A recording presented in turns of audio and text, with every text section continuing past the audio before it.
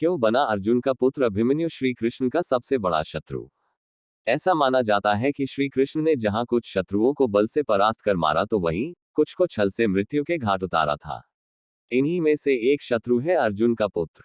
महाभारत और कृष्ण लीला से जुड़े हर ग्रंथ में इस बात का उल्लेख मिलता है कि श्री कृष्ण के कई शत्रु थे। ऐसा माना जाता है कि श्री कृष्ण ने जहां कुछ शत्रुओं को बल से परास्त कर मारा तो वहीं कुछ को छल से मृत्यु के घाट उतारा था। इन्हीं में से एक शत्रु है अर्जुन का पुत्र अभिमन्यु।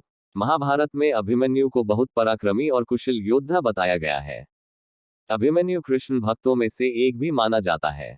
यह वही अभिमन्यु है जिसे कौरवों ने छल से चक्रव्यूह में फंसाकर मार दिया था। मान्यता है कि अभिमन्यु को मृत्यु के बाद श्री कृष्ण के धाम में कुछ समय रहने का अवसर मिला था। उसे कृष्ण भक्ति प्राप्त हुई थी। हालांकि महाभारत के एक छंद में यह भी लिखा है कि अभिमन्यु भगवान कृष्ण का बड़ा शत्रु भी था जिसे कृष्ण ने छल से मारा था।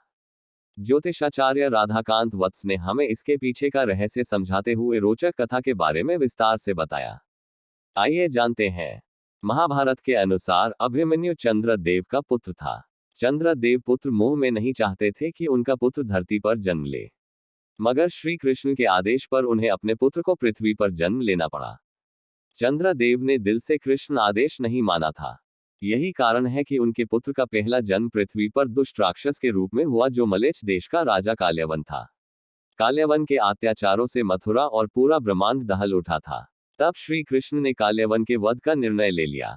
इसके बाद जब जरासंध के साथ मिलकर काल्यवन ने मथुरा पर आक्रमण किया तब श्री कृष्ण ने एक कुशल योजना बनाई।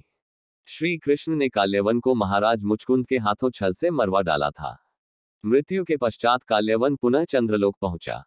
चंद्रदेव ने अपनी भूल को समझा और कृष्ण से क्षमा मांगते हुए पुनः अपने पुत्र को पृथ्वी पर जन्म लेने देने का आग्रह किया। तब श्री कृष्ण ने चंद्रदेव के पुत्र को अर्जुन के पुत्र अभिमन्यु के रूप में जन्म लेने और परम पराक्रमी होने का वरदान दिया।